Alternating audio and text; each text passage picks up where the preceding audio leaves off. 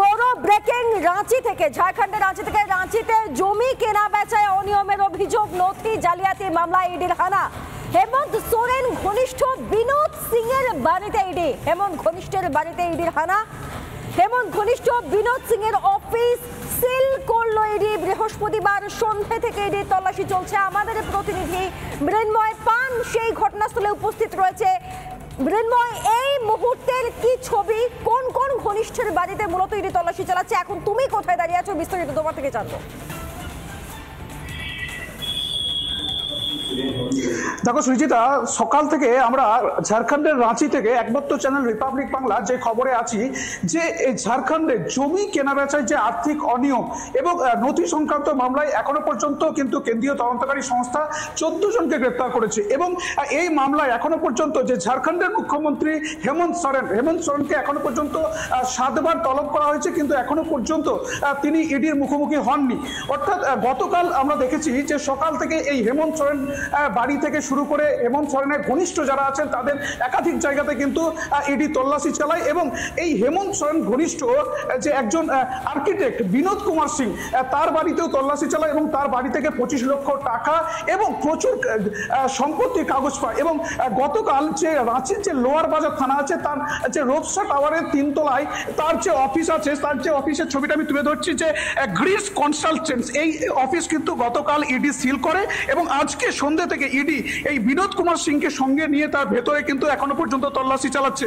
অর্থাৎ গতকাল সিল করা ছিল এবং আজকে কিন্তু ইডি এখনো পর্যন্ত সেই তল্লাশি চালাচ্ছে। এবং বাইরে মোতায়েন করা রয়েছে কেন্দ্রীয় বাহিনী, সেই ছবিটা আমি সরাসরি তুলে ধরছি। কেন্দ্রীয় বাহিনীর বাইরে মোতায়েন করা আছে এবং ভেতরে ইডির যে যারা তদন্তকারী আধিকারিক আছেন তারা কিন্তু ভেতরে আছে। মূলত এই যে রাঁচিতে যে জমি হস্তান্তর মামলায় যে আর্থিক প্রচুর পরিমাণে অনিয়ম হয়েছে, লক্ষ লক্ষ টাকা যে অনিয়ম হয়েছে, সেই কারণেই কিন্তু এই তল্লাশি, এমনটাই জানা যাচ্ছে। এবং এই যে হেমন্ত সোরেনকে ইডি যে 7 বার তলব করার পরেও যে হেমন্ত সোরেন এখনো পর্যন্ত একবারও ইডির মুখোমুখি হয়নি, তার কিন্তু সময়সীমা আগামীকাল, অর্থাৎ আগামীকাল কিন্তু তার সময়সীমা শেষ হচ্ছে। এখন দেখার বিষয় আগামীকাল কেন্দ্রীয় তদন্তকারী সংস্থা কি পদক্ষেপ নিতে চলেছে। যদিও এই হেমন্ত কুমার সোরেন তিনি কিন্তু এই যে তার যে ইডির যে মুভমেন্ট, এই ইডির মুভমেন্টকে বন্ধ করার জন্য কিন্তু তিনি ইতিমধ্যে কিন্তু সুপ্রিম কোর্টে একটা রিট পিটিশনও করেছিলেন, কিন্তু সেই রিট পিটিশনও খারিজ হয়েছে। অর্থাৎ বিভিন্ন জায়গাতে যে এই গতকাল থেকে যে ইডির হানা চলছে, অর্থাৎ বলাই যেতে পারে যে ঝাড়খণ্ডের যে প্রচুর খনি থেকে শুরু করে জমি থেকে শুরু করে নথি জালিয়াতি, অর্থাৎ একাধিক জায়গাতে একাধিক বেনিয়ম, আর সেই বেনিয়মের কারণেই কিন্তু ইডি তল্লাশি চালাচ্ছে। এবং আগামীকাল কি হতে চলেছে সেটা এখন দেখার বিষয়। যদিও বিজেপির পক্ষ থেকে কিন্তু দাবি করা হচ্ছে এই মুখ্যমন্ত্রী হেমন্ত কুমার সোরেন তিনি কিন্তু তার মুখ্যমন্ত্রী পদ থেকে তিনি কিন্তু ইস্তফাও দিতে পারেন এবং ইস্তফা দেওয়ার পর তার স্ত্রীকে তার জায়গায় অর্থাৎ মুখ্যমন্ত্রী পদপ্রার্থী করতে পারেন। কেন তিনি এরকম সিদ্ধান্ত নিতে পারেন? তাহলে কি তিনি বুঝতে পারছেন যে এই কেন্দ্রীয় তদন্তকারী সংস্থার হাতে তিনি গ্রেপ্তার হতে পারেন? অর্থাৎ সব মিলিয়ে কিন্তু এই রাঁচির জমি সংক্রান্ত যে আর্থিক বেনিয়ম, অর্থাৎ যে আর্থিক অনিয়ম মামলা কিন্তু টান উত্তেজনা রয়েছে পুরো ঝাড়খণ্ড জুড়ে। যে কোনো মুহূর্তে কিন্তু এই কেন্দ্রীয় তদন্তকারী সংস্থা বড়সড় সিদ্ধান্ত নিতে পারে, এমনটাই কিন্তু মনে করা হচ্ছে। আমি আরো একবার সেই ছবিটা তুলে ধরার চেষ্টা করব। এই যে হেমন্ত সোরেনের যে ঘনিষ্ঠ আর্কিটেক্ট বিনোদ কুমার সিং, তার যে অফিস রয়েছে লোয়ার বাজার, অর্থাৎ সেই লোয়ার বাজারের অফিসটা আমি তুলে ধরছি। গ্রিডস কনসালটেন্ট অর্থাৎ রোপসা টাওয়ারের 3 তলাতে এই অফিস রয়েছে। এবং সন্ধ্যা থেকেই কিন্তু এখনো পর্যন্ত এই বিনোদ কুমার সিংকে সঙ্গে নিয়ে কিন্তু ইডি তল্লাশি চালাচ্ছে। অর্থাৎ সব মিলিয়ে বলা যেতে পারে যে এই কেন্দ্রীয় তদন্তকারী সংস্থার যে হানা, এই হানা কিন্তু কোথায় শেষ হবে এখনো পর্যন্ত কিন্তু বলা সম্ভব নয়। সৃজিতা, সঙ্গে থাকো মৃন্ময়। এই মুহূর্তে সমস্ত ছবি আমরা তোমার সঙ্গে দেখবো। তবে তার আগে আপনাদেরকে আরো একবার জানিয়ে রাখি, এই জমি দুর্নীতি মামলায় একাধিকবার এই নিয়ে হয়তো সপ্তমবার ইডির তরফ থেকে ডেকে পাঠানো হয়েছে। হেমন্ত সোরেনকে কেন্দ্রীয় তদন্তকারী সংস্থা ডেকে পাঠিয়েছে এবং 7 দিনের মধ্যে হাজিরা দেওয়ার নির্দেশও রয়েছে। পাশাপাশি হেমন্ত সোরেন এবং তার ঘনিষ্ঠদের বিভিন্ন জায়গায় গিয়ে তল্লাশি চলছে। রাঁচিতে জমি কেনা বেচায় অনিয়মের অভিযোগ, নথি জালিয়াতি মামলায় ইডির হানা। এবার হেমন্ত সোরেন ঘনিষ্ঠ বিনোদ সিং এর বাড়িতে অফিসে সেই ছবি আমরা আপনাদেরকে দেখাচ্ছি। আমাদের প্রতিনিধি মৃন্ময় পান সেখানে রয়েছেন এবং সেই অফিসকে সিলও করা হচ্ছে। আমি আরো একবার মৃন্ময়ের কাছে যাব। একমাত্র বাংলা চ্যানেল রিপাবলিক বাংলা এই মুহূর্তে সমস্ত লাইভ আপডেট তুলে ধরছে আপনাদের সামনে। মৃন্ময়, যে অফিসটি সেল করা হয় সেই অফিসটির ছবি যদি আরো একবার দেখো, এটি কোন জায়গায় অবস্থিত এবং সূত্র মারফত কি কি জানা যাচ্ছে, এখান থেকে কোনো তথ্য পাওয়া গিয়েছে এখান থেকে? একবারে দেখো, এই যে অফিসটার সামনে আমি দাঁড়িয়ে রয়েছি, এটি রাঁচির যে লোয়ার বাজার থানা আছে তার লোয়ার বাজার থানার অন্তর্গত রূপসা টাওয়ারের 3 তলায় এই অফিসটি অবস্থিত। সেই অফিসটার ছবিটা আরো তুলে ধরছি। গ্রিস কনসালটেন্টস, অর্থাৎ এই বিনোদ কুমার সিং এর অফিস কিন্তু এখানেই আছে। গতকাল কিন্তু ইডি এই অফিস সিল করেছিল এবং আজকে ওই বিনোদ কুমার সিংকে সঙ্গে নিয়ে ইডির একাধিক আধিকারিক কিন্তু ভেতরে ঢোকেন এবং এখনো পর্যন্ত কিন্তু ভেতরে তল্লাশি চালাচ্ছে এবং বিভিন্ন নথি দেখা হচ্ছে। এমনটাই জানা যাচ্ছে গতকাল এই বিনোদ কুমার সিং এর বাড়ি থেকে 25 লক্ষ টাকা সহ প্রচুর সম্পত্তির কাগজপত্র কিন্তু ইডি উদ্ধার করে এবং সেই কারণেই সন্দেহজনকভাবে তার এই অফিসকে সিল করা হয়েছিল এবং আজকে তাকে সঙ্গে নিয়ে কিন্তু এই তল্লাশি চলছে। সেই ছবিটাই কিন্তু আমরা তুলে ধরছি। অর্থাৎ কতক্ষণ পর্যন্ত এই তল্লাশি চলবে সেটা কিন্তু এখনই বলা সম্ভব নয়। বাইরে দেখতে পাচ্ছ কেন্দ্রীয় বাহিনী মোতায়েন রয়েছে এবং যারা অফিসার আছেন, যারা আধিকারিক আছেন, তারা কিন্তু ভেতরে তল্লাশি চালাচ্ছে এবং তারা বিভিন্ন নথি চেক করার জন্য তারা কিন্তু সঙ্গে করে ল্যাপটপ নিয়ে এসেছেন। সেটাও কিন্তু আমরা দেখেছি। বিভিন্ন নথি যাতে ডাটা যা এখানে আছে যাতে তারা সে সমস্ত নথি নিয়ে যেতে পারে।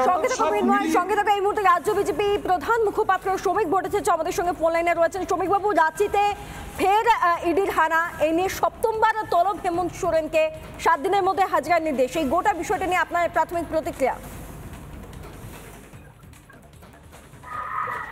দেখুন, নরেন্দ্র মোদী সরকার দুর্নীতির বিরুদ্ধে 0 টলারেন্সের পলিসি নিয়েছে, এটা প্রত্যেকের জানা।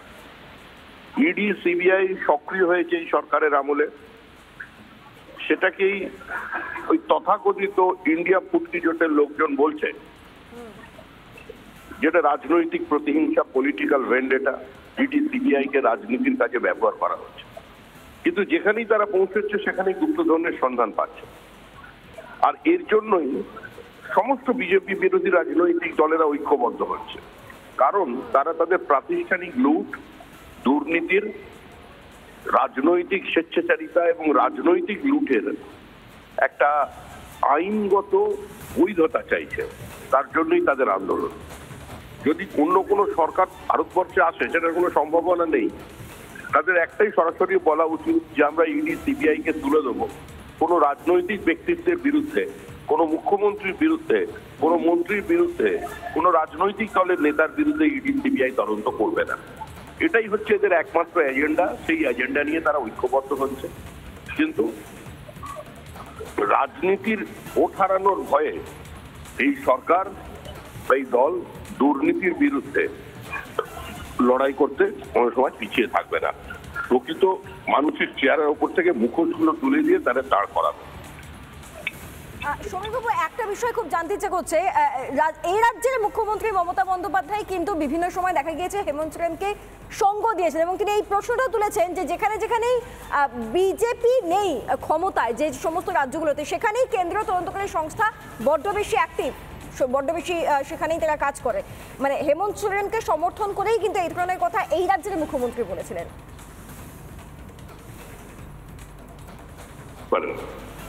তার রাজনৈতিক ঐক্যমত্যে পৌঁছতেই পারেন, কিন্তু এটা তো শুধু মানুষের সামনে স্টেটমেন্ট দিয়ে পলিটিক্যালি মোটিভেট করে তো কোনো লাভ নেই।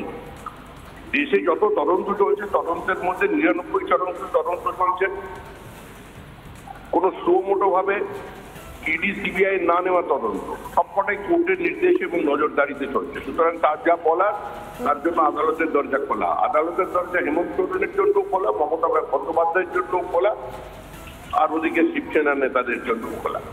তারা সেখানে গিয়ে বলবে। বেশ, ধন্যবাদ শ্রমিকবাবু। কথা বলছিলাম বিজেপির প্রধান মুখপাত্র রাজ্যের শ্রমিক ভট্টাচার্যের সঙ্গে। আপনাদেরকে জানিয়ে রাখি, রাঁচিতে জমি কেনা বেচায় অনিয়মের অভিযোগ, নথি জালিয়াতি মামলায় ইডির হানা, হেমন্ত সোরেন ঘনিষ্ঠ বিনোদ সিং এর বাড়িতে ইডি অফিস সেল করা হয়। রাজ্য বিজেপির সাধারণ সম্পাদক জগন্নাথ চট্টোপাধ্যায় এই মুহূর্তে আমাদের সঙ্গে ফোন লাইনে রয়েছেন। জগন্নাথ বাবু, ইডির হানা হেমন্ত সোরেনের ঘনিষ্ঠদের অফিসে, বাড়িতে, এবং হেমন্ত সোরেনকে এই নিয়ে প্রায় সপ্তমবার তলব করা হয়েছে, 7 দিনের মধ্যে হাজিরার নির্দেশ। এই গোটা বিষয়টা নিয়ে আপনার প্রাথমিক প্রতিক্রিয়া? প্রাথমিক প্রতিক্রিয়া এটাই হচ্ছে যে শুধুমাত্র হেমন্ত সোরেন না, নরেন্দ্র মোদীর লালকেল্লার পোডিয়াম থেকে দুর্নীতি, পরিবারবাদ এবং তুষ্টিকরণ এই তিনটির বিরুদ্ধে সর্বাত্মক লড়াইয়ের ডাক দিয়েছে। এই দুর্নীতির বিরুদ্ধে লড়াইয়ে দেখুন, দিল্লি এক্সাইজ পলিসি নীতিতে, দিল্লি আবগারি নীতির কারণে ইতিমধ্যেই তিনবার ওখানকার মুখ্যমন্ত্রী অরবিন্দ কেজরিওয়াল ইডির সামন অ্যাভয়েড করেছেন।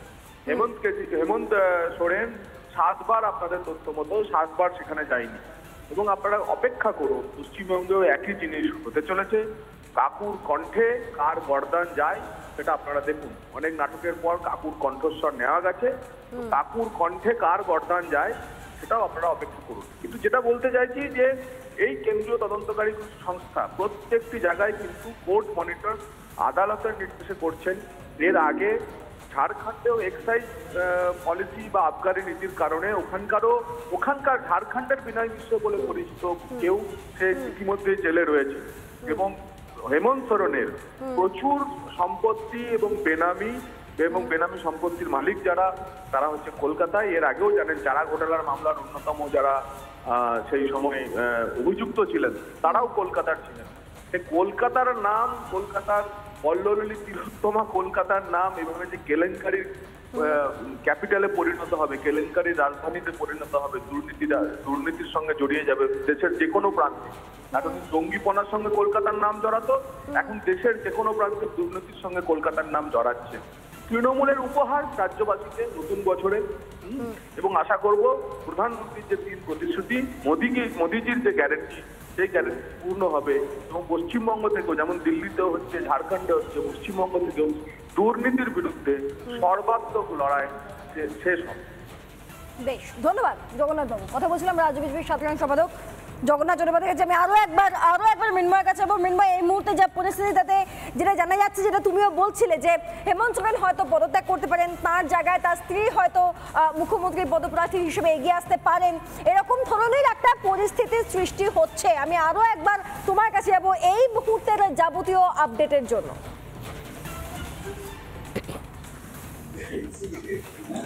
একবার দেখো সৃজিতা, যে বিষয়টা, যে এই যে বারবার যে ইডি তলব করছে হেমন্ত সোরেনকে, এবং তারপরও তিনি যে ইডির মুখোমুখি হচ্ছেন না, তিনি বিজেপির পক্ষ থেকে যেটা দাবি করা হচ্ছে যে তিনি কেন হচ্ছেন না, কারণ তিনি ভয় করছেন। তার কারণ তিনি যে সমস্ত দুর্নীতির সাথে যুক্ত আছেন, অর্থাৎ যে মামলা চলছে, এই যে জমি স্থানান্তরিত মামলা এবং পাশাপাশি যে নথি জালিয়াতি মামলা এবং একাধিক মাইনিং মামলা, অর্থাৎ এই সমস্ত মামলাতে তার নাম থাকায় তিনি ভয় করছেন যে তিনি হয়তো গ্রেপ্তার হতে পারেন। সেই কারণে তিনি কিন্তু ইডির মুখোমুখি হতে পারছেন না, এমনটাই কিন্তু বিজেপির পক্ষ থেকে দাবি করা হচ্ছে। এবং সৃজিতা, সব থেকে বড় কথা, এই মুহূর্তে দাঁড়িয়ে যদি কেন্দ্রীয় তদন্তকারী সংস্থার হাতে যদি হেমন্ত সোরেন গ্রেপ্তার হয়, তাহলে সব থেকে বেশি প্রভাবটা পড়বে ইন্ডি জোটে। তার কারণ আমরা যেটা দেখতে পাচ্ছি যে এই ইন্ডি জোটে কিন্তু হেমন্ত সোরেন কিন্তু একটা বিরাট ফ্যাক্টর। সেই জায়গায় দাঁড়িয়ে কিন্তু এই মুহূর্তে হেমন্ত সোরেনকে যদি গ্রেপ্তার করা হয়, তাহলে কিন্তু ইন্ডি জোটের ক্ষেত্রে একটা ব্যাপক প্রভাব পড়বে। পাশাপাশি আমরা যেটা দেখছি যে হেমন্ত সোরেনকে যে ইডি তলব করছে যাচ্ছে না এমনটা কিন্তু না। আমরা দেখেছি অরবিন্দ কেজরিওয়ালের ক্ষেত্রেও কিন্তু দেখেছি, তাকেও কিন্তু ইডি তলব করছে, কিন্তু সেখানেও কিন্তু তিনি বিভিন্ন অজুহাত দিচ্ছেন, তার ইডির মুখোমুখি হচ্ছেন না। অর্থাৎ সব মিলিয়ে টান উত্তেজনা রয়েছে রাজনৈতিক পরিস্থিতি। তার কারণ এই যে জমি স্থানান্তরিত বিষয়ে যে আর্থিক অনিয়ম রয়েছে, এবং পাশাপাশি যে একাধিক জায়গায় মাইনিং এর দুর্নীতি রয়েছে এবং নথি জালিয়াতি রয়েছে, এই সব মিলিয়ে কিন্তু এই যে 7 বার যে তলবের পরেও যে সে মুখোমুখি হচ্ছে না, এটা কিন্তু সত্যি একটা বর্তমান পরিস্থিতিতে দাঁড়িয়ে এবং ইন্ডি জোটের কিন্তু একটা ব্যাপক প্রভাব পড়তে পারে যদি ইডির হাতে হেমন্ত সোরেন গ্রেপ্তার হয়, এমনটাই কিন্তু মনে করছে রাজনৈতিক মহল। সৃজিতা, ধন্যবাদ মৃন্ময়।